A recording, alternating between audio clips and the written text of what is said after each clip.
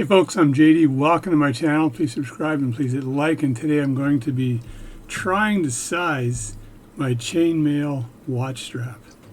And I've got this strap a while ago with this very beautiful watch, which is a Marine Star, Bolivar Marine Star, and it is a rose gold. Beautiful, beautiful piece. I showed this watch the other day when I was showing you how to actually regulate a watch.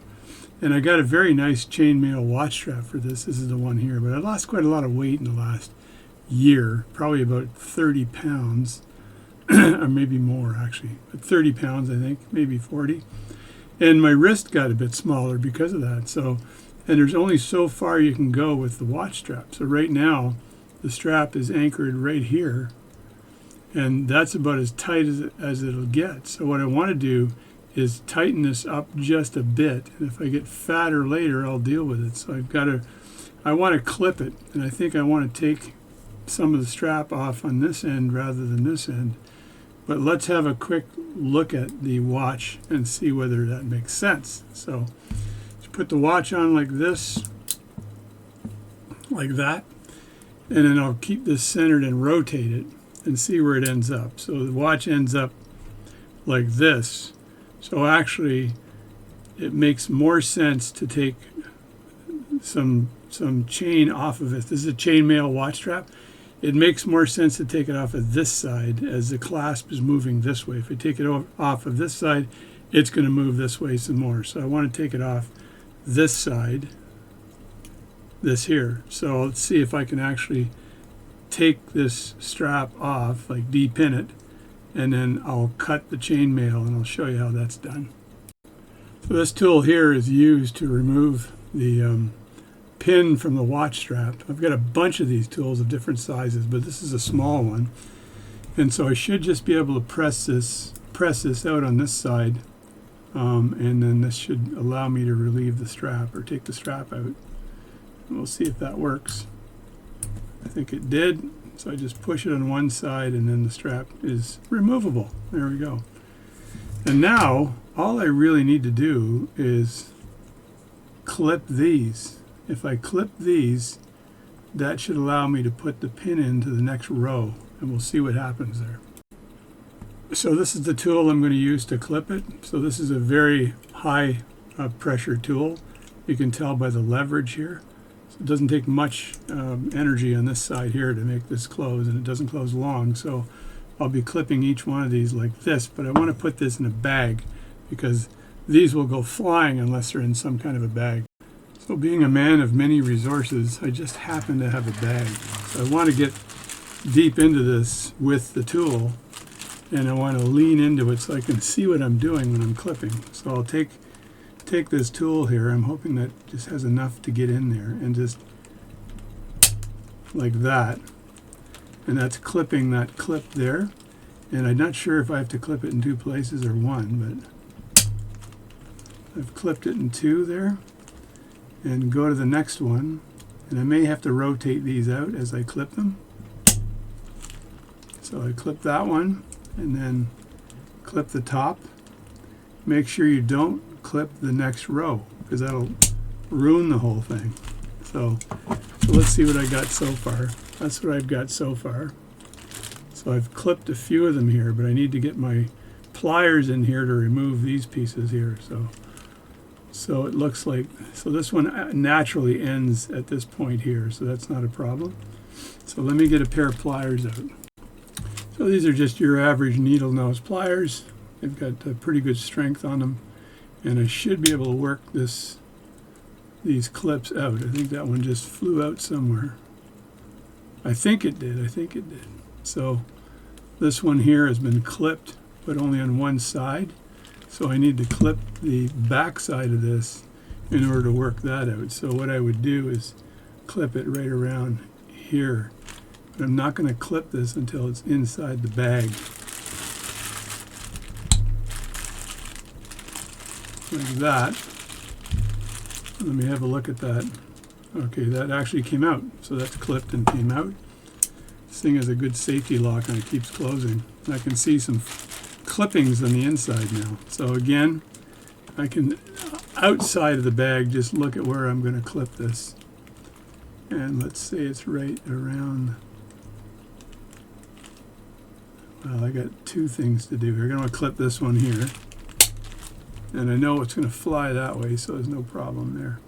Clip that there, and then clip this one on the inside. Like that. And then clip it on the outside. The clippings will always fly away from you when you're holding it like that. And now I've got a few of them that are just stragglers that I should be able to rotate out. I'll see if I can grab these. If I can't grab them now, I'll just grab them later. Not too concerned. I'll grab them later. Again, clip it like this. And then clip the other side. Keep it inside the bag so you don't have the clippings flying all over the place. These straps are actually really comfortable, these chainmail straps. You should get yourself one of these if you don't have it. They fit most watches. You can get different size chainmail for these, so they can accommodate different sizes. They look really classy and they're really good. So I think these other clips are kind of getting in the way here. Do one more and have a look at what I got. Yeah, I got a lot of stragglers here that I got to somehow remove.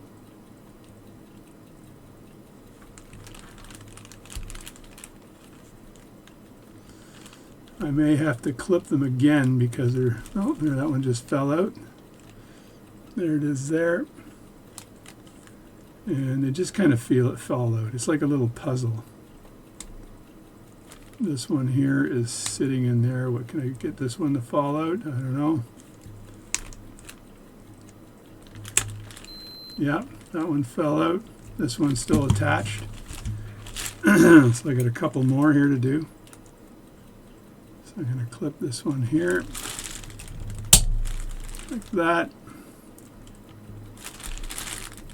And clip it on the bottom. And can I get another one here? I think so.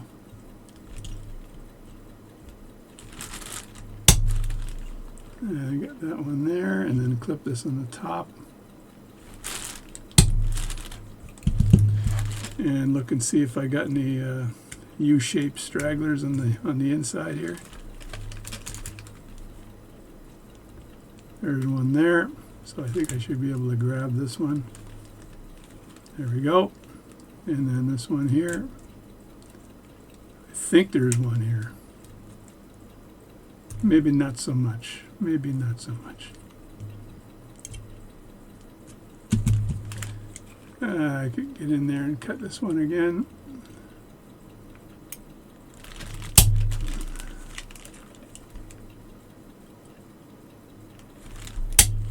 I've only got a few left here. You can do this pretty darn fast, actually. Take your time, or you can whip right through it. Some of these just roll right out.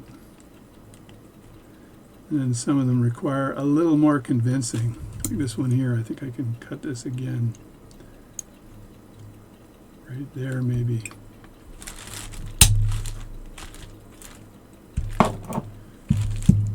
And that one fell out, and this one is the last one to take out right here.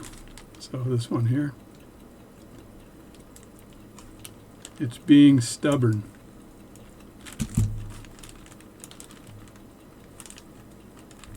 Okay, that's a better way of doing it. Now it's upside down. And there we go. Pull that right out, and it looks like everything is out now. So seeing that everything is out, I can put the pin back in here, like this. And then I should be able to reattach this right to the end.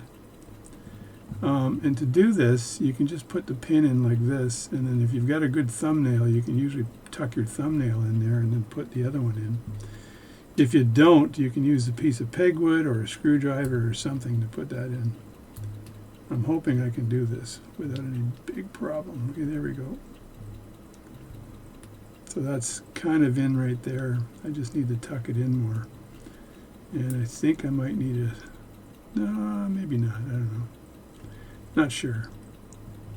Not sure if I need a screwdriver or not.